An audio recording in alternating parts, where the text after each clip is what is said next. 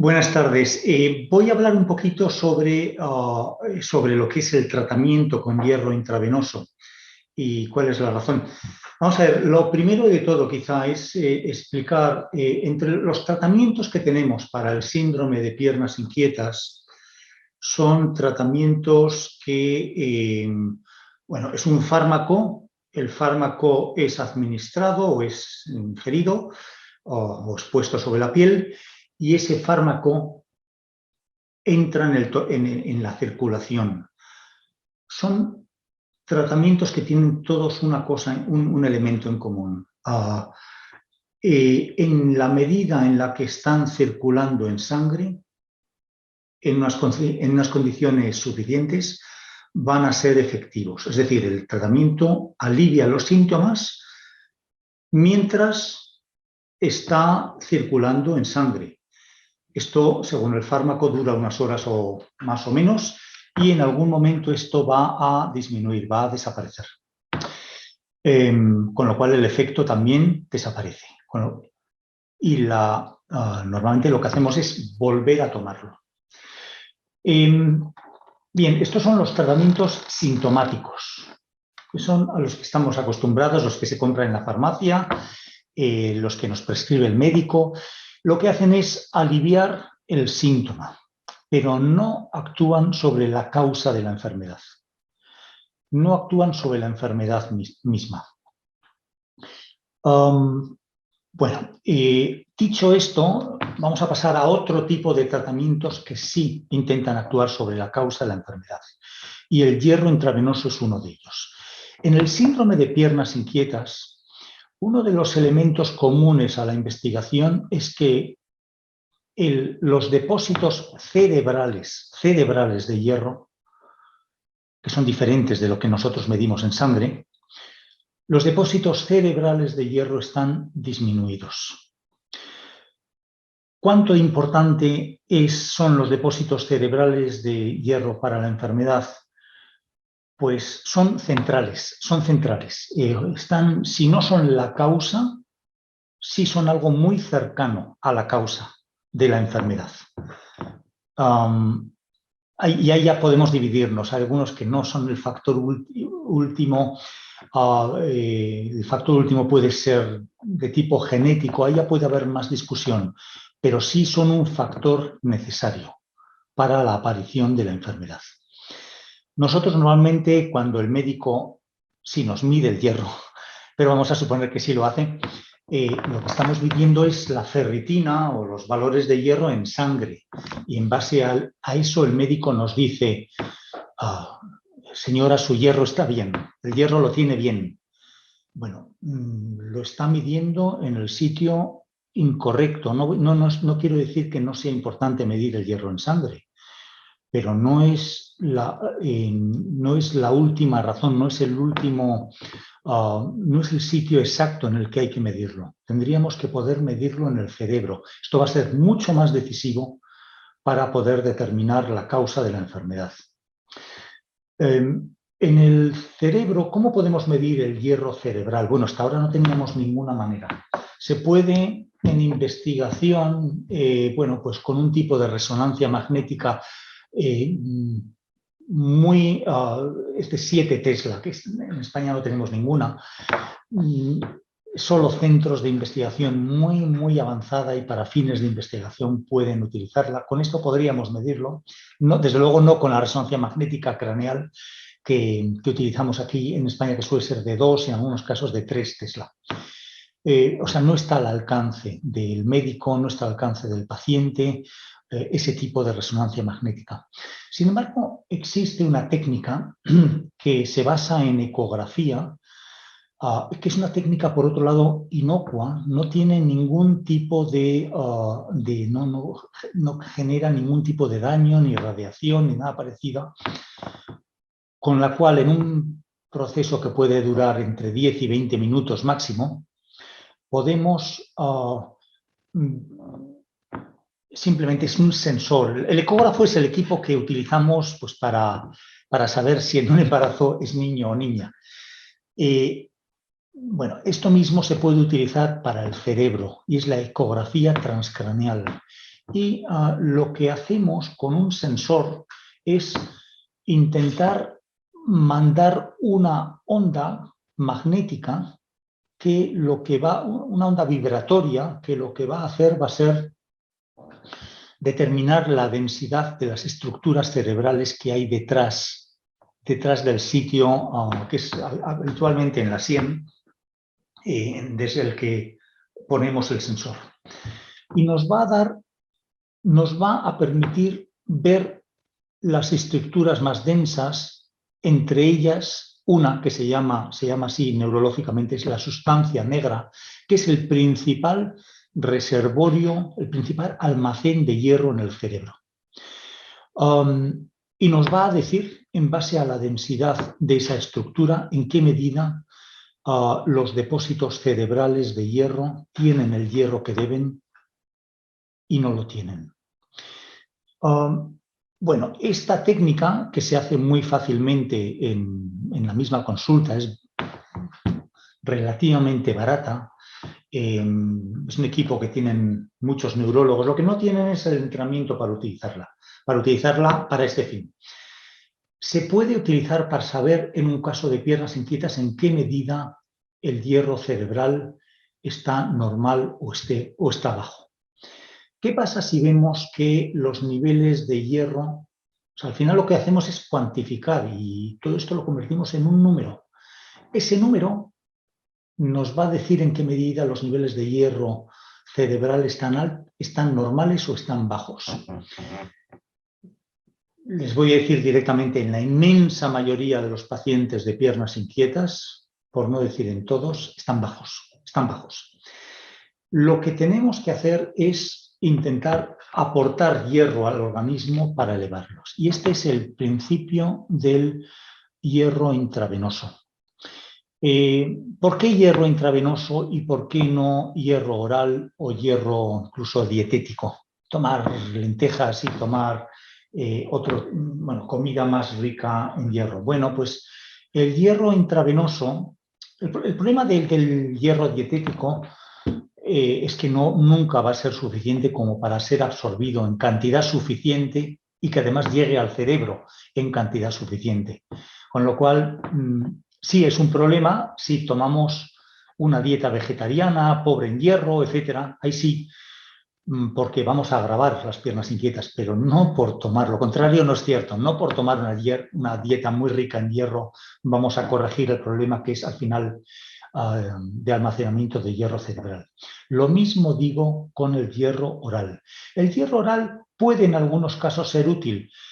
El hierro oral en cápsulas o en comprimidos, el problema es que se absorbe muy poco de él. La mayor parte, en pacientes que tienen los niveles de ferritina normal o normal bajos, la cantidad de hierro oral que se absorbe va a ser muy baja siempre. Y esto va a hacer que al final llegue muy poco de todo ello al cerebro. Sobre todo porque tiene que ser absorbido en el intestino, la absorción gastrointestinal de ese hierro va a ser mínima. Y además que es un tipo de compuesto que produce irritación gastrointestinal, le cae mal al estómago. Las mujeres que lo han tomado en los embarazos suelen notarlo. O sea, va a ser un tratamiento largo que además no lleve a ningún lado y no exento de efectos secundarios, sobre todo de tipo gástrico o intestinal, ¿no? Bueno, por eso esos dos tratamientos. El segundo se podría considerar en todo caso, pero suele ser de poca eficacia para intentar rellenar suficientemente los depósitos de hierro cerebral. Lo que hacemos con el hierro intravenoso es saltarnos esa primera barrera, la de la absorción gastrointestinal, y darlo directamente en sangre venosa. Al final lo que hacemos es un proceso que dura media hora, entre unas cosas y otras quizá hora y media, se hace habitualmente en una clínica y le damos al paciente a través de una botella y un gotero vía venosa, le damos una dosis de hierro que va a elevar los niveles de ferritina.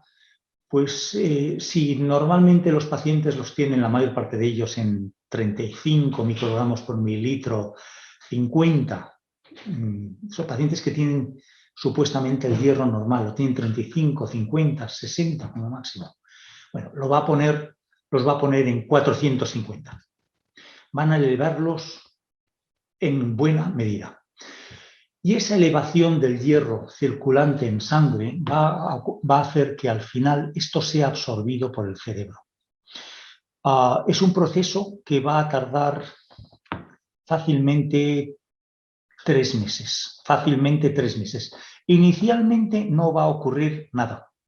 Con el tiempo, sobre todo cuando pasan los 3 meses, el paciente empieza a contarnos que los síntomas son cada vez más leves. Es decir, que con la misma medicación, son habitualmente pacientes que están ya tomando un fármaco, que con la misma dosis de la medicación, del Mirapexin o de lo que esté tomando el paciente en ese momento, consigue más efecto, más eficacia, menos piernas inquietas. O sea que la misma dosis de la medicación cada vez es más eficaz.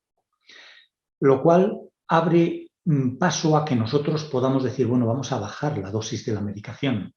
Y se inicia un proceso en el que nosotros vamos controlando los niveles de hierro y vamos bajando progresivamente la medicación hasta interrumpirla por completo.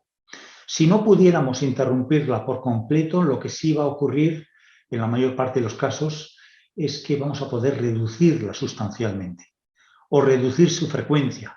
Vamos a darle al final menos medicación. En muchos casos vamos a poder quitarla por completo. La eficacia de este tratamiento viene a ser aproximadamente de cada 100 pacientes, en 30 podemos quitar toda medicación. Y el paciente quizá, bueno, pues con síntomas mínimos o síntomas inexistentes puede funcionar perfectamente. Todo esto, repito, tarda 3-6 meses. En las primeras semanas no se ve ningún tipo de efecto, no se nota nada. Bueno, 30% que consiguen un éxito total, una remisión completa. Hay como un 40-50%, y esto va a depender mucho de la ecografía que hacemos inicialmente, que va a tardar algo más, vamos, que o tarda un poquito más, o lo que va a ocurrir va a ser que consigamos una mejoría parcial. Es decir, podemos bajar la dosis de la medicación, pero no quitarla del todo. En esos casos, volvemos a medir nuevamente el hierro cerebral y con mucha frecuencia nos encontramos con que el hierro cerebral ha mejorado, pero todavía no está donde debería de estar. Entonces, nosotros con frecuencia le pedimos una segunda dosis de hierro, quizá algo más baja, pero siempre dependemos de esa medición de hierro que hacemos mediante ecografía transcraneal. Es un poco el faro que nos guía en las decisiones médicas, ¿no? Bueno, nos guían varios faros, pero este es uno de los fundamentales. El otro es los síntomas del paciente, el otro la medicación, a veces hay que hacer algún estudio de sueño. Bueno, no, eso ya varía un poco, pero lo que siempre hacemos es hacer una medición del contenido de hierro cerebral. Al final hay un 15-20% de pacientes que no responden. También nos explica por qué no responden. Son pacientes que tienen quizá una mayor dificultad para que el hierro entre en el cerebro, o también la otra cosa que ocurre es que son pacientes que pierden hierro, que siguen perdiendo hierro.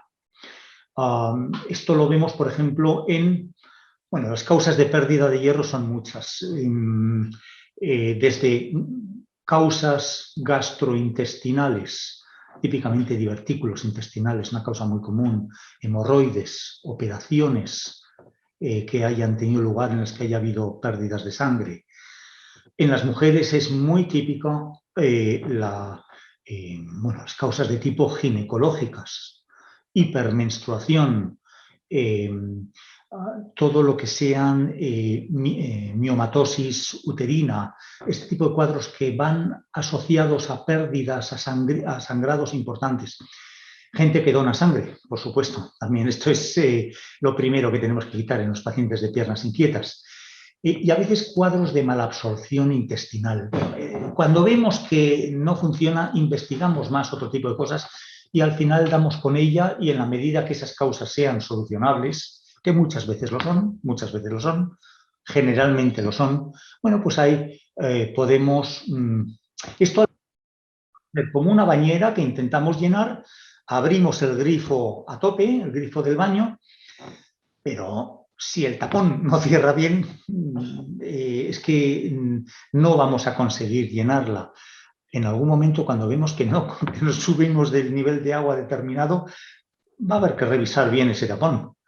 No vaya a ser que el paciente siga perdiendo hierro por algún motivo y generalmente son cosas solucionables. Trabajamos mucho también con el digestivo, con el cirujano digestivo, para los pólipos, con el endoscopista y con los ginecólogos. Tenemos nosotros ginecólogos propios. En definitiva, el tratamiento con hierro intravenoso, si no cura a todos los pacientes, sí mejora una mayoría sustancialísima de los pacientes. ¿Qué problemas tiene el tratamiento con hierro intravenoso? Bueno, hay que saber hacerlo. No es cualquier tratamiento con hierro intravenoso. Sobre todo hay que tener capacidad de medir el hierro cerebral. Y esto muy pocos sitios lo tienen, muy pocos sitios.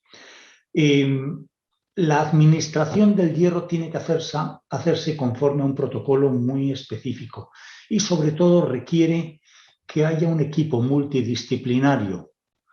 En nuestro caso, en este tema, estamos trabajando con neurólogos especializados en ecografía transcraneal, hematólogos, esto es absolutamente fundamental, hematólogos. Nosotros en cada visita que viene un paciente tiene que venir con una analítica de sangre y tiene que venir a ver al hematólogo a la vez, porque va a ser una batalla importantísima, claro. Y ginecólogos o otras especialidades que puedan estar teniendo que ver en este tema, ¿no? Este tratamiento también se puede hacer en niños y con ello prevenir muchos problemas que van a venir más adelante. Yo simplemente digo esto, es un tratamiento que nosotros lo hemos convertido en prácticamente el tratamiento de primera línea. A no ser que veamos alguna contraindicación, solemos recomendar a los pacientes, si vemos el hierro cerebral bajo, ir directamente al tema. Hay un ejemplo que me suele gustar decir a los pacientes, esto es como si fuera yo un médico general y alguien me viniera con tos, con fiebre, con sudoración, con la voz mal, no sé qué y tal, vea que tiene un catarro, me llega a la conclusión de que es una infección bacteriana. Tendría dos formas de tratarlo. Una sería decir, mire, le voy a dar antihistamínicos, antitusígenos, tratamientos sintomáticos y nada más. La mayor parte de los catarros son de tipo viral, ¿no? Pero cuando son de tipo bacteriano podríamos plantear algo así. O, mire, le voy a dar el tratamiento sintomático, pero es que además voy a darle un antibiótico para matar al bichito, a la bacteria. Con lo cual vamos a hacerlo mucho más rápidamente y de una manera también más definitiva. El ejemplo de los catarros tiene algunas diferencias importantes, sobre todo porque el catarro es una enfermedad que habitualmente es transitoria. Incluso si no hiciéramos nada, desaparecería ella sola. Las piernas inquietas sabemos, que les voy a contar a ustedes, que son habitualmente crónicas. Incluso si son fluctuantes y transitorias inicialmente, con el tiempo van reapareciendo y van haciéndose más crónicas, ¿no? Es una enfermedad que habitualmente se tiene de por vida.